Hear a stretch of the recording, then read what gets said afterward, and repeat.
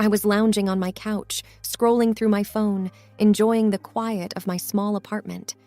It was one of those rare days off where I had nothing planned, just me, my thoughts, and the gentle hum of the city outside. Then, the doorbell rang, slicing through the silence. I wasn't expecting anyone. Curious, I got up and walked to the door, peering through the peephole. The sight on the other side made my heart skip a beat. It was my mother, Anne. I hadn't seen her in years, not since I was a little girl. I hesitated for a moment, my hand hovering over the doorknob. Then, gathering my thoughts, I opened the door. There she stood, looking so different from the woman I remembered. Her once bright, alert eyes now seemed dull and tired. Her hair, which used to be neatly done, was now unkempt and graying. "Emily, it's been so long," she stammered, her voice trembling. I wasn't sure how to respond. "Mom, what are you doing here? I wanted to see you. I've missed so much, and Her voice trailed off as she looked down, avoiding my gaze. I felt a wave of emotions, from anger to confusion.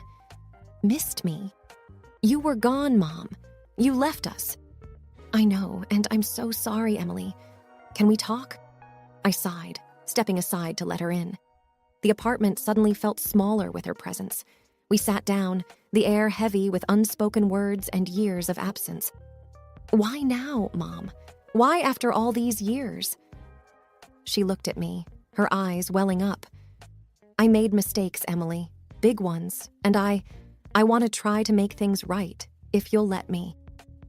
I was skeptical, not sure if I could trust her words, but a part of me wanted to hear her out, to understand why she left and why she was back.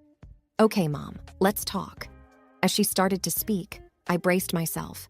This was going to be a long conversation, one that I never imagined having. But here we were, about to unravel years of silence and hurt.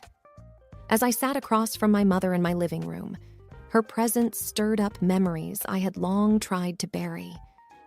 I found myself drifting back to when I was 7 years old, the year everything changed. "Dad, where's Mom?" I remember asking one evening. My father, David, was tucking me into bed, his face shadowed with worry. She's gone away for a bit, Emily," he had said softly, trying to mask his sadness. "Gone away? Where?" "Just away," he had replied, forcing a smile. "But I'm here, and I'll always be here for you." Those words stayed with me as I grew up. My mother, Anne, had left us without a word, leaving Dad and me to fend for ourselves. It wasn't easy for Dad, juggling work and raising me alone, but he never complained. He was my hero, always there with a hug and a joke to make me smile. Then, 3 years later, Sarah came into our lives. She was Dad's coworker who became a friend and, eventually, much more. I remember the day Dad introduced her to me. "Emily, this is Sarah. She's a very special friend," he had said, his eyes bright with a happiness I hadn't seen in a long time. "Hi, Emily. Your dad's told me so much about you," Sarah had said, kneeling down to be at eye level with me. "Are you going to be my new mom?" I had blurted out, curious and a little wary. Sarah had laughed gently. "Well, I'd like to be your friend first. Would that be okay?" I had nodded, and from there, Sarah became a constant presence in our lives. She was kind and patient, never trying to replace my mom, but instead creating her own special place in my heart. She helped me with my homework, listened to my endless stories, and was there for every school play and sports day. "Dad, I like Sarah," I had told him one night. "She makes you happy." "She does, Emily. She makes us both happy," he had replied, hugging me close. Looking back, those years with Dad and Sarah were some of the best of my life. They filled the gap left by my mother's absence, creating a new, different family dynamic that I cherished. Now, sitting across from Anne, I realized how much of my childhood she had missed and how much of it had been shaped by her leaving. There were so many questions, so much to process. I took a deep breath, ready to dive into the past and confront the memories head-on. Life, as I had come to know it with Dad and Sarah, took another turn when I was 25. That year, we faced the heartbreaking loss of Dad. It was a sudden and painful event that left a void in our lives. I remember the day vividly. Sarah and I were in the kitchen when we got the call. I could tell from Sarah's face that something was terribly wrong. "Emily, it's your dad," she said, her voice barely above a whisper. "There's been an accident." The drive to the hospital was a blur. We arrived only to be told that Dad had passed away. I felt numb, unable to process the news. Sarah held me as I cried, her own tears mingling with mine. In the weeks that followed, Sarah was my rock. She took care of everything, from the funeral arrangements to comforting me. I was lost in grief, but Sarah was always there, offering a shoulder to cry on and words of comfort. "Emily, your dad loved you so much," Sarah told me one evening as we sat in the living room, surrounded by Dad's photos. "He was so proud of the woman you've become." "I miss him, Sarah. I miss him so much," I said, tears streaming down my face. "I know, honey. I miss him too. But we'll get through this together. We're family," she replied, holding me tight. That moment solidified something I had always felt. Sarah was more than just my stepmom. She was my family, the one who stood by me through the darkest times. Her presence gave me a sense of stability and comfort when everything else seemed to be falling apart. As time passed, Sarah and I grew even closer. We leaned on each other for support, finding solace in our shared memories of Dad. She encouraged me to pursue my career and was always there to celebrate my successes and comfort me in my failures. Looking back on those days with Anne sitting in front of me, I realized how much Sarah had stepped in to fill the void left by both my mother's absence and my father's passing. She was a constant source of love and support, something I wasn't sure I could ever expect from Anne. "Mom, Sarah was there for me in every way. I don't know what I would have done without her," I said, meeting Anne's gaze. Anne looked down, her expression a mix of sadness and regret. "I'm sorry I wasn't there for you, Emily. I truly am." Her apology hung in the air, a stark reminder of the years lost and the relationships that had been strained beyond repair.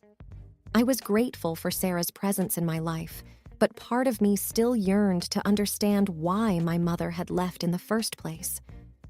Sitting across from my mother, Anne, in the dimly lit living room, the silence between us felt heavy. I finally mustered up the courage to ask the question that had been burning inside me. "Why did you leave, Mom? Why did you just disappear from our lives?" Anne shifted uncomfortably in her seat, her hands fidgeting in her lap. "Emily, it's complicated. I was young, confused. I thought I needed something more, something different. But you had a family, a daughter who needed you," I said, the hurt clear in my voice. "I know, and I regret it every day. I thought I was missing out on life, but I didn't realize that I was leaving my life behind." Her words stung. It was hard to reconcile this regretful woman with the mother who had walked out on us.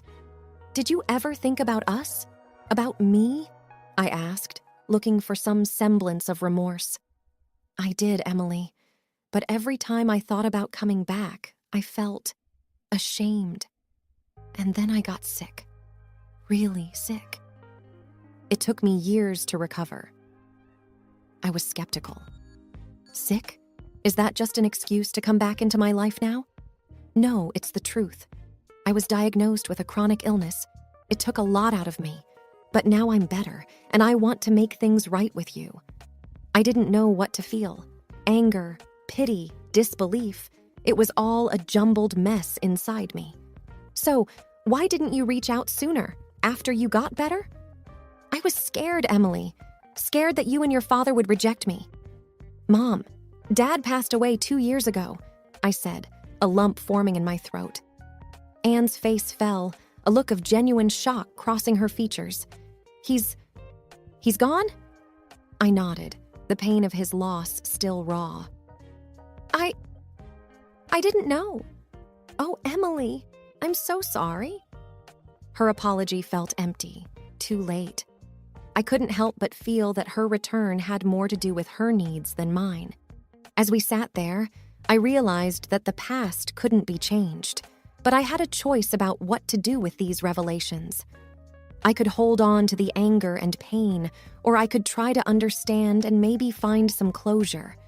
It was a lot to process, and I wasn't sure where to start. "I think that's enough for tonight, Mom. We can talk more later," I said, standing up. Anne nodded, looking defeated. "Okay, Emily, I'll give you some space." As she left, I felt a mix of emotions. Part of me was still the abandoned little girl, while another part was an adult, trying to make sense of the past. One thing was clear: this conversation was just the beginning. After several days of mulling over our last conversation, I decided to give my mother, Anne, another chance to explain herself. We agreed to meet at a local coffee shop, a neutral ground away from the memories of my apartment. As I sat across from Anne, sipping my coffee, I noticed how she nervously twisted her napkin. It was clear she had something on her mind. "Emily, I'm grateful you agreed to see me again," she started, her voice shaky. "I know I've missed so much, and I can never make up for that. But I need to ask for your help." I put my coffee down, a sense of apprehension building. "What kind of help?" It's about my living situation. Since I got better, I've been staying with a friend, but I can't stay there much longer. I've found a small apartment nearby, but I can't afford the rent on my own." I felt a knot in my stomach. This was the last thing I expected. "Mom, I don't know. I'm not sure if I'm ready to—" She cut me off. "I understand, Emily. It's just, I have nowhere else to turn. It's hard for me to ask, but I need this." I was torn. On one hand, she was my mother, and she seemed genuinely in need. On the other hand, I couldn't shake off the years of abandonment and the recent revelations. "How much are we talking about?" I asked, trying to sound neutral. "It's $2,000 a month. I've saved up some, but I need help covering the rest. Maybe just for 1 year, until I get back on my feet." I did the math quickly in my head. It was a significant amount, especially on top of my own expenses. "Mom, I'll need to think about it. This is a lot to ask." "I know, Emily, and I wouldn't ask if I wasn't desperate. Please think about it. I want to rebuild our relationship, and being closer would help." We finished our coffee in silence. As I walked back to my apartment, her request weighed heavily on me. Part of me wanted to help, to maybe start mending our broken relationship. But another part was hesitant, unsure if this was just another disappointment waiting to happen. I knew I had a tough decision to make. After grappling with my mother's request for financial help, I reluctantly agreed to pay her apartment rent for a year, a decision that left me feeling uneasy. The sum was substantial, $24,000, but a part of me hoped this gesture might bridge the gap between us. A week later, I decided to visit her new apartment unannounced, hoping to see how she was settling in. As I approached her door, I overheard voices inside, loud, boisterous, and unmistakably Anne's. Curious and concerned, I paused to listen. "Can you believe it? My own daughter, such a fool to pay a whole year's rent up front. Talk about easy money." Anne's voice echoed through the thin door, dripping with mockery and amusement. My heart sank. I felt a mix of anger and betrayal swirling inside me. I had extended a helping hand only to be laughed at and taken advantage of. Mustering my courage, I knocked loudly on the door. The voices hushed as Anne opened the door, her expression turning from jovial to shocked upon seeing me. "Emily, What? What a surprise, she stuttered, trying to mask her guilt. I stepped inside, facing her directly. I heard what you said, Mom. About me, about the rent. Anne's face went pale. Emily, It's not like that. You misunderstood. No, Mom. I understood perfectly, I replied, my voice steady despite the hurt. I thought we could rebuild something, but I see now that was a mistake. She reached out, trying to touch my arm, but I stepped back. I wanted to believe in you, Mom. I wanted to believe you had changed. Feeling a sense of finality, I pulled out the document I had brought with me, the rental agreement. I should tell you, I only paid the rent for 1 month, not a year. Anne's eyes widened in disbelief. But you said... I said I would help you, and I did, but I wasn't going to let you take advantage of me. You'll need to find somewhere else to live after this month is over. Turning away from her stunned expression, I walked out of the apartment, leaving behind her cries and pleas for forgiveness. It was a harsh lesson in trust, and one I wouldn't soon forget. As I walked away, I knew this marked the end of any reconciliation with Anne. The hope of a mother-daughter relationship had been shattered, replaced by the stark reality of her betrayal.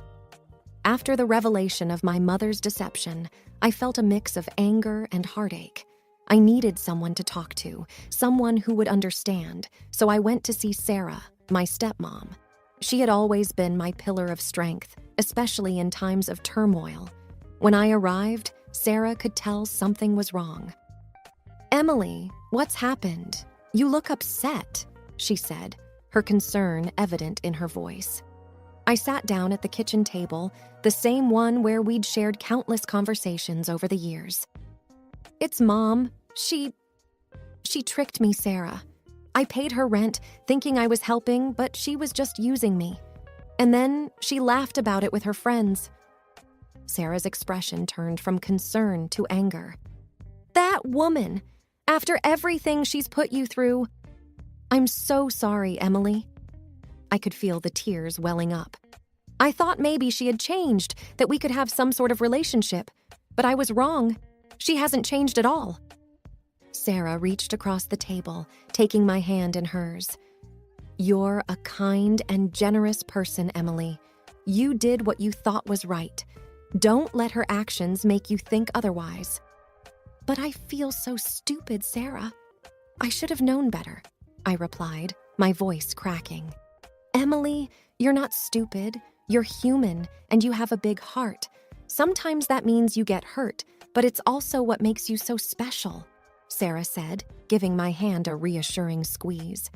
We talked for hours, Sarah listening and offering advice. She reminded me of the strength I had within me, strength that had carried me through tough times before. As I was about to leave, Sarah stopped me. "There's something you should have. It might help if your mother causes any more trouble." She handed me an envelope. Inside were legal documents. The ones that showed my mother's parental rights had been terminated years ago. "If she tries to demand anything from you, these will protect you. Legally, she has no claim over you or your finances," Sarah explained. I hugged her, grateful not just for the documents, but for her unwavering support. "Thank you, Sarah, for everything." As I left Sarah's house, I felt a sense of clarity. The situation with my mother was painful, but I wasn't alone. I had Sarah, and I had a resilience that had been tested but not broken.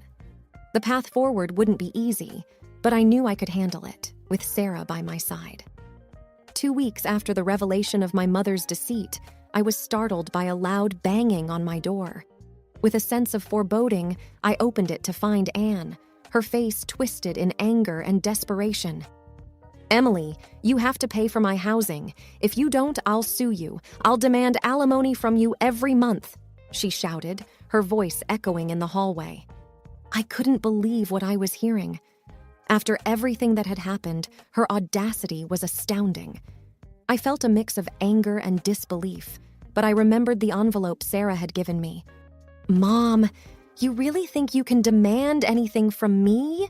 I said, trying to keep my voice steady. Yes, I'm your mother. It's your duty to take care of me, she retorted. I couldn't help but laugh, a reaction that seemed to infuriate her even more. You're not in any position to demand anything, Mom. You gave up that right a long time ago. Anne's face contorted in confusion and rage. What are you talking about? I reached for the envelope Sarah had given me and pulled out the legal documents. These papers, they show that you legally relinquished your parental rights over me. You have no claim to any money or support from me. Anne's eyes widened as she skimmed the documents, her face turning pale. This can't be... It's over, Mom. You can't use me anymore, I said, a sense of finality in my voice. I stepped back and closed the door in her face, cutting off her protests. She continued to yell and bang on the door, causing a commotion that drew the attention of my neighbors. Within minutes, the situation escalated to the point where someone called the police. I watched from my peephole as officers arrived and spoke with Anne, who was still shouting and causing a scene. They eventually escorted her away, her angry shouts fading into the distance. As the door closed and silence returned, I felt a weight lift off my shoulders.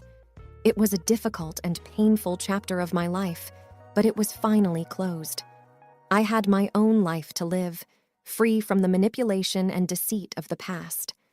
I knew the road ahead wouldn't be easy, but I also knew I was strong enough to face whatever came my way. With Sarah's support and my newfound resolve, I was ready to move forward.